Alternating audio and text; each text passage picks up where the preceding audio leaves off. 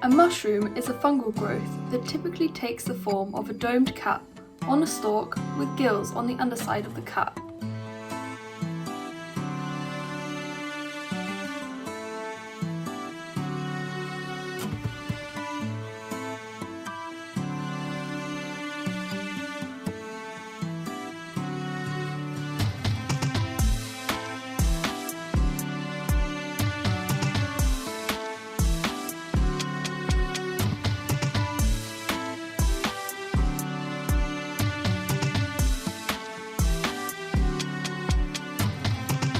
A mushroom, according to the dictionary, is a type of fungus where a fungus is any of a group of spore-producing organisms feeding on organic matter. All mushrooms are fungi, not all fungi are mushrooms. To be honest, when someone starts talking about mushrooms, this is what I start to think of.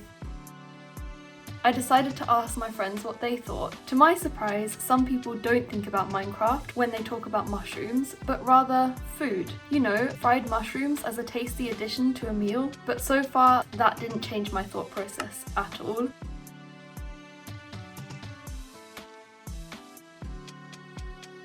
In a desperate attempt to reconnect me with reality, one of my friends invited me to go mushroom foraging with her. It was a beautiful day and we entered a forest which, when translated, was called Forest of Paradise.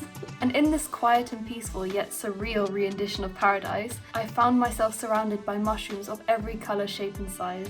We kind of went foraging at the wrong time of the year though, so some mushrooms were so old that they had died and had other forms of fungus growing on them. We were actually on the hunt for Steinpilzer, but as it was the beginning of October and thus Steinpilzer season was coming to an end, we were happy settling on Moronen. Whilst we were in the forest, my friend started to explain how many of the mushrooms had convincing doppelgangers, or how she described it, how many of them came in twins, and that we should be skeptical of everyone we saw. For example, the mushrooms that we were collecting looked like this, and their toxic twin looked like this. Pretty similar. You could tell them apart, however, by their undersides. A spongy underside meant it was what we were looking for, whereas an underside textured with these lines was a sure sign of poison. Anyway, we were out there for a few hours and we found lots of the ones we were looking for. It was so chill. I encourage anyone to try mushroom foraging if they get the chance, although bring an expert with you, do not poison yourself. And we left the forest with a basket full of mushrooms and headed home. My friend who took me mushroom foraging is also an amazing cook, and she made this lovely coconut curry for me with the mushrooms that we collected, and it was so good. This is so delicious and I can totally understand why people would think of food if someone said mushroom. And no, I didn't buy a whole packet of coriander to try to make this dish look aesthetic, only to find out it looks aesthetic anyway. You must be thinking of somebody else. Oh no, it's all in my food now. I didn't do that on purpose. On the topic of edible mushrooms, magic mushrooms are definitely a thing that people mention, but I don't know anything about them, so moving on. Anyway, mushrooms are very versatile things, and from the people who I asked what they associate with them, not everyone said food. Other people associate mushrooms with the whole aesthetic. Oh, okay, the aesthetic I was talking about was actually goblin core, which I didn't really achieve. I just look like a mushroom fangirl. But here are some pictures of people who have done it properly. As far as I can tell, the goblin core aesthetic comes with lots of pointy ears like elves, lots of mushrooms and leaves and earthy tones and colours. Also, it's winter and we're going through an energy crisis. I'm freezing, so don't come for me for putting on a jacket.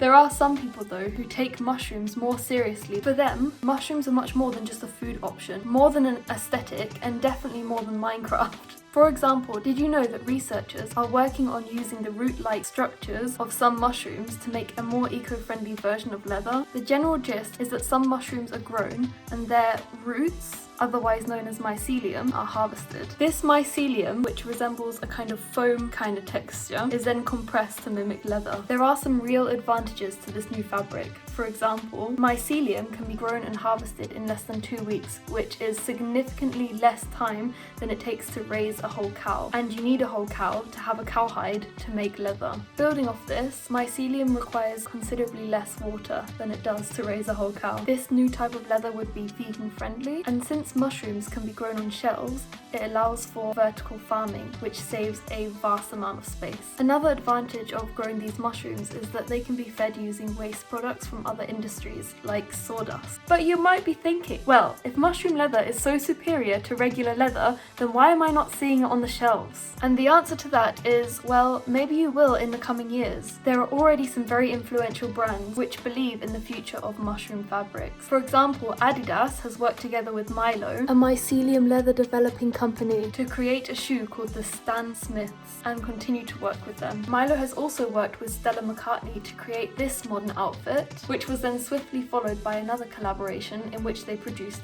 this. This handbag was made using mycelium leather, and the chain is made from recyclable aluminium. As of now, most of the products that have been made from this curious fabric source are concept pieces and are not available for purchase. And the few that are, for example this handbag, are very expensive. But that's typical for newly developed fabrics, as they are produced on a small scale. And the more people who become aware of mycelium leather and invest in it, the more we can expect prices to sink.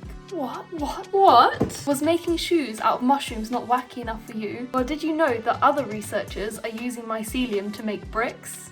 I bet you didn't. Simply put, the mycelium is either grown in bags and later cut to shape, or they are grown directly into brick-shaped molds. The mushroom root structures are then cooked to halt the growing process. Some pros to mycelium bricks are, as with the fabric, they are fast growing, they are non-toxic, which is great for when you're building a house out of them, they are fire resistant, which is equally as nice when you're building a house out of them. They are biodegradable, meaning when we don't need them anymore, they are easy to dispose of without ruining our environment. And perhaps maybe the coolest advantage, when the bricks are still alive and still growing and placed on top of each other or next to each other, they will grow together and merge into one structure. This is an awesome structure which was designed by David Benjamin in New York, and it's made out of mushroom root system, i.e. mycelium bricks. So is this the future? Well, as far as I could gather, probably not.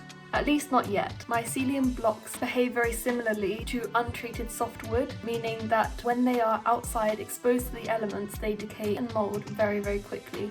However, if they are maintained indoors in favourable environment, then they can last more than 20 years. Research on improving the block's qualities is still going on, and maybe a solution is in sight. Others have looked into it as a modern alternative to insulation in buildings, where it can be indoors, therefore in the favourable conditions, but we can still reap the benefits. Anyway, I need to go. It's getting dark, I don't know if you can tell. Hope you enjoyed the video. Psst, I'm back, this time with lights. Basically, I have a few things to tell you. It's been ages since I recorded that video, and since then loads of people have sent me links to other things that you can do with mushrooms because they knew I was filming this. Some of which being the fact that you can make dye out of mushrooms. Example. I also saw a post on Instagram that they're trying to use mycelium in computer chips. I'll leave a link to everything below. And I also wanted to say a massive thank you to Entity from Nameless Entity in Reality for making my music.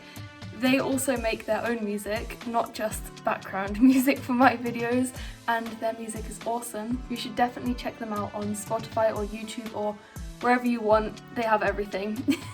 And yeah, one last thing is that I'm new to making videos and I don't know how to do everything perfectly yet, and I'm having so much fun learning how to do everything, and I wanted to keep track of my progress. So from now on, every time I learn a new technique or way of doing things that was better than how it was before, I'm gonna write it in the description so that I can look back at when I made each step, and yeah, hopefully one day I'll be a proper professional. Anyway, before this gets any cringier than it already is, I'm gonna go. I hope you enjoyed the video. I'm Jess.